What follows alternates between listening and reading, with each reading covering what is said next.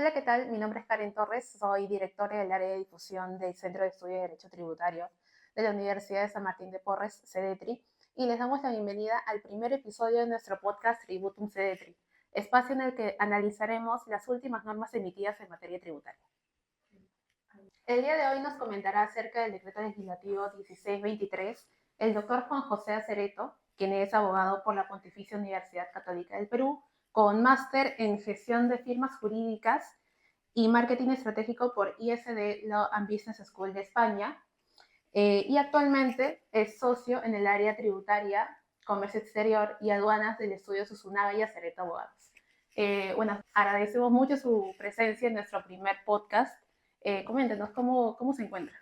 Bueno, feliz de la vida, la verdad, halagado por ser el invitado de este primer podcast y felicitarlos por la iniciativa, la verdad, muchos éxitos en este espacio que están creando. No, muchas gracias a ustedes. Sí. Bueno, conversemos un poco sobre el decreto legislativo 1623 o la tan llamada tasa Netflix. ¿Cuáles vendrían a ser los principales alcances que debemos de tomar en consideración nosotros como contribuyentes respecto de este decreto? Ok, la norma, como ha sido establecida, supuestamente lo que hace es crear un mecanismo de recaudación de un tributo que teóricamente ya existía, pero en realidad la forma en la que está regulado es crear una nueva hipótesis de incidencia, porque lo que se hace es quitarle el requisito de habitualidad a determinados sujetos para que puedan ser contribuyentes. O sea, para ponerlo en sencillo, las personas que no realizan actividad empresarial antes, al recibir servicios de no domiciliados, no debían no calificaban como contribuyentes porque no eran, salvo que fueran habituales. En el caso de estos servicios digitales en concreto, lo que se está estableciendo es, o más bien lo que se está quitando es el requisito de habitualidad, de forma tal que cualquiera de nosotros que consuma estos servicios digitales prestados por no domiciliados nos convertimos en contribuyentes, ¿no? Entonces, como eso es así y se está agregando un sujeto que es un aspecto importante de una hipótesis de incidencia, si en el aspecto subjetivo o personal no hay gravamen, entonces en realidad lo que sí se está haciendo, aunque no parezca de la forma que han utilizado, es que sí se está creando un impuesto ahí donde antes no había, ¿no? Antes no se pagaba IGB realmente por el uso de estos servicios digitales. Solamente las empresas que utilizaban servicios pagaban el IGB, prestados por no domiciliados. Estos mismos servicios, o sea, servicios digitales utilizados por empresas sí venían pagando IGB. Personas naturales que no realizaran actividad empresarial, no. Entonces, eso es lo nuevo, esa es la gran novedad. Y en realidad, en cuanto a alcance, comprende todo. Todo aquello por lo cual una persona natural pague a un no domiciliado en línea por este tipo de servicios. Está lo obvio, que es la tasa, que es por algo le llaman tasa Netflix, ¿no? Entonces lo obvio es el streaming, ¿no? Y cualquier servicio similar al de Netflix, que ya no sea video como audio, por ejemplo, música, Spotify, Apple Music. Pero además de eso está en los servicios de nube, ¿no? El almacenamiento en nube, que también de alguna manera es un poco obvio, pero hay algunos que quizá la gente normalmente no asocia, que es cualquier aplicación que tenga contenido por el cual se deba de pagar, ¿no? Porque hay mucha aplicación que se baja gratis, pero que por la cual luego se paga un contenido. Por ejemplo, eso es muy típico en juegos de video, ¿no? Entonces, el pagar por juegos de video también va a tener ese gravamen. Aplicaciones de trabajo, ¿no? Claro, que muchas personas naturales las utilizan en la práctica, esas aplicaciones de trabajo, no sé, llamémoslo Evernote, por ejemplo, ¿no? Por poner un ejemplo.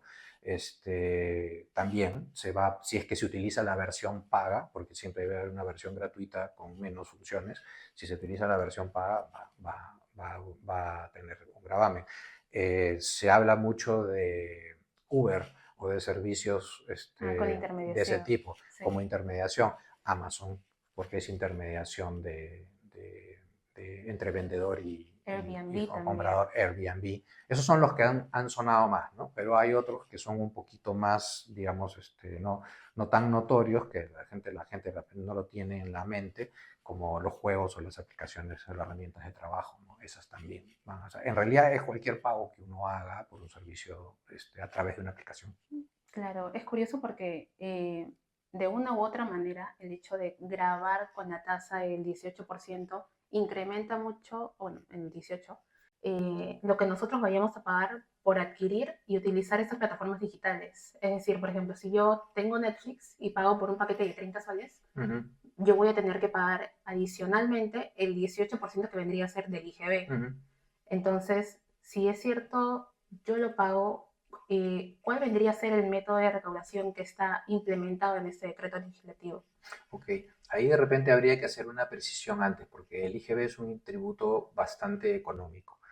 O sea, tiene una carga vinculada con la fijación de precios y movimiento del mercado y la oferta y la demanda que a veces no es percibida fácilmente, ¿no? Entonces, por poner un ejemplo, cuando se discuten las exoneraciones del IGB, siempre hay la idea desde la parte del legislador que exonerar de algo al IGB es darle un beneficio al consumidor, pero en realidad muchas veces ocurre que exonerar del IGB al único que beneficia es al vendedor, porque el vendedor, si mantiene su precio y no lo baja con motivo de la exoneración, todo ese dinero va a su bolsillo, ¿no? Y eso ocurre normalmente porque al final del día lo que dicta los precios no es una ley que diga que algo esté grabado o no esté grabado con el IGB, lo que dicta los precios es el mercado. Entonces, mientras haya gente dispuesta a pagar esa cantidad de dinero por ese bien o servicio, que tenga o no tenga IGB, no termina siendo determinante, ¿no? Ujú. Entonces, al revés, también puede ocurrir con esta figura de los servicios digitales. Es sabido que las empresas que prestan estos servicios pueden tomar la decisión o no de subir sus precios, ¿no? Y de hecho el Estado, por lo menos por lo que ha aparecido en declaraciones públicas, está apostando a que el IGB en realidad no salga del consumidor, sino que salga de la ganancia de estas empresas, porque lo que van a hacer para no perder mercado contra su competencia es mantener sus precios y pese a que están grabados con el IGB. Pero es una especulación. O sea, al final del día, quien va a terminar decidiendo si los precios suben o no suben son las empresas proveedoras, en función a su estrategia de mercado. Entonces, no es la ley la que determina si va a subir o no va a subir el precio, ¿no? Ujú.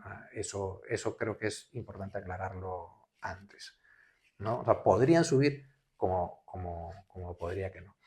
Ahora, en cuanto al mecanismo de recaudación, lo que han hecho es tratar de seguir las directivas de la OECD en este aspecto, que tiene un documento especial para Latinoamérica y el Caribe emitido respecto del IVA en el caso de servicios digitales. Y han incorporado a un mecanismo complejo, porque en realidad tiene muchísimas novedades para efectos de la legislación peruana, ¿no? En el que nombran como contribuyentes a los usuarios, ¿no? Y para eso es que cambian la parte inicial de decir se necesita habitualidad, entonces ya no se necesita habitualidad para ser contribuyente.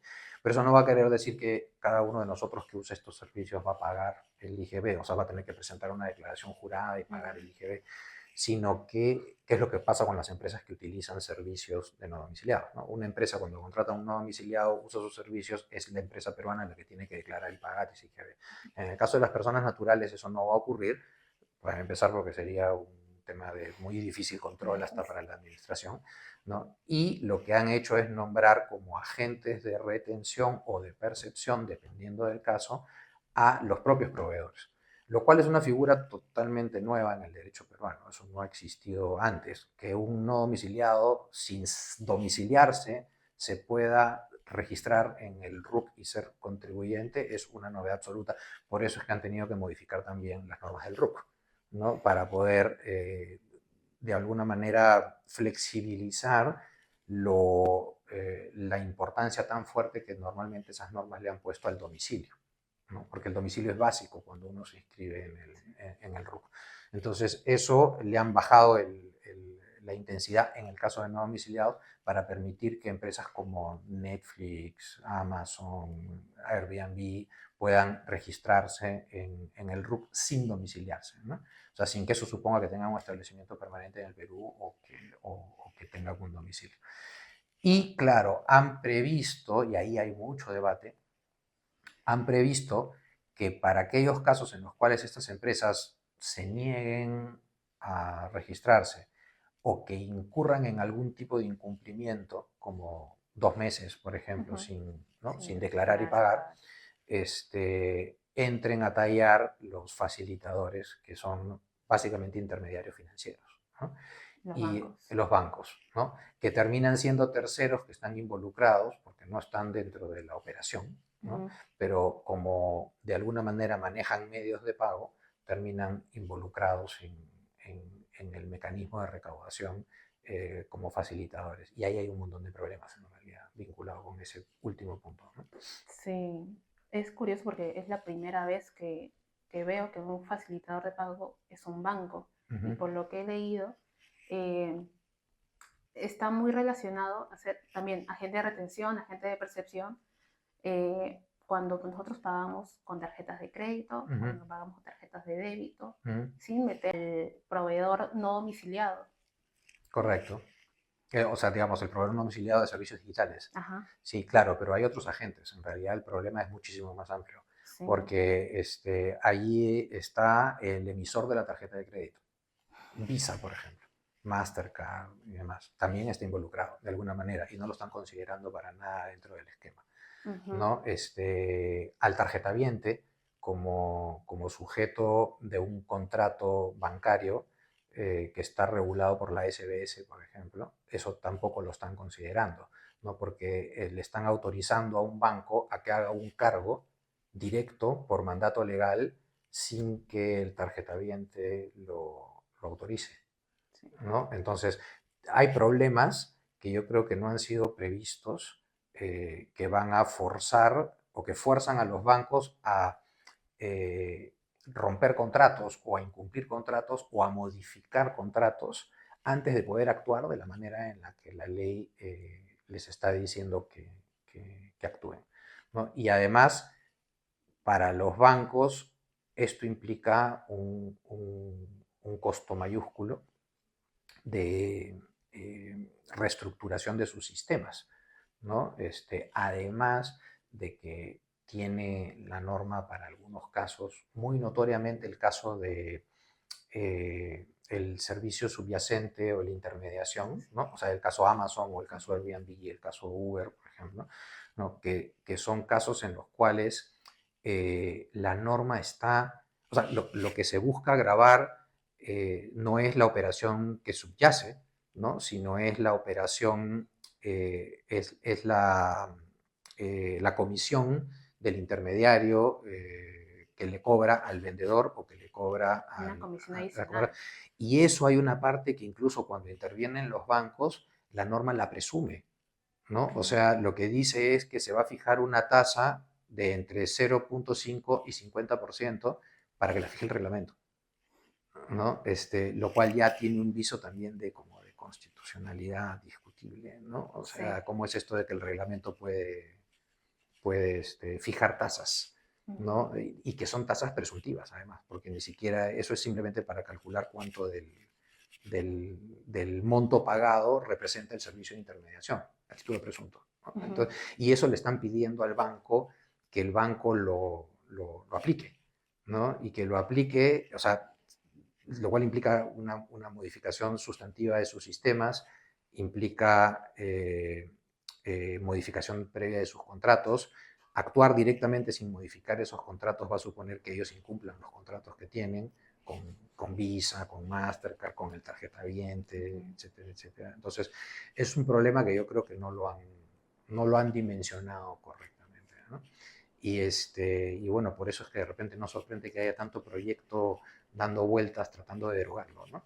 Algunos Sí. no, algunos francamente no muy bien armados, porque los argumentos que ponen no son técnicos, son más de corte político de repente, pero hay mucho proyecto dando vuelta tratando de derogar esta norma, ¿no? porque Ujú. sí tiene problemas. Podríamos decir que es, al menos debe considerarse este decreto legislativo como un intento para grabar estos servicios digitales o, o no. Sí, o sea, yo creo que es un intento que es perfectible, sin lugar a dudas. Hay aspectos Que que mejorar, que mejorar, analizar. claro, y que deben de ser corregidos. O sea, el objetivo, a mí en lo personal, no me parece malo, ¿no? O sea, lo que es verdad es que nosotros tenemos un consumo en el país, ¿no? Y ese consumo es una manifestación de capacidad contributiva. Hay otros consumos que están grabados, pero ese no. Entonces, buscar como objetivo que ese consumo esté grabado y además siendo un consumo tan extendido últimamente con todos los avances tecnológicos, creo que es un objetivo razonable. Además, no somos los únicos, esto es un tema a nivel mundial que incluso ha merecido una regulación a nivel OCDE. Entonces, como objetivo, buscar que este gravamen aplique no está mal, ¿no? Que va a tener un impacto económico como todo tributo que grava el consumo. Nosotros, como personas naturales, todo lo que consumimos tiene un IGB del que no nos damos mucha cuenta porque está dentro de los precios de lo que compramos, ¿no? Va a ser exactamente lo mismo. Pero entonces como objetivo no está mal. El tema es la estructura, cómo ha sido armado, ¿no? Que tiene toda una serie de aspectos por mejorar, ¿no? No, y que tiene problemas que pueden violentar incluso algunos aspectos constitucionales, ¿no? Como los que acabamos de Sí. comentar. Y algunos aspectos que para mí claramente no han sido previstos, ¿no? Porque, o sea, acá hay más stakeholders, llamémoslo así, no son solamente bancos, consumidor y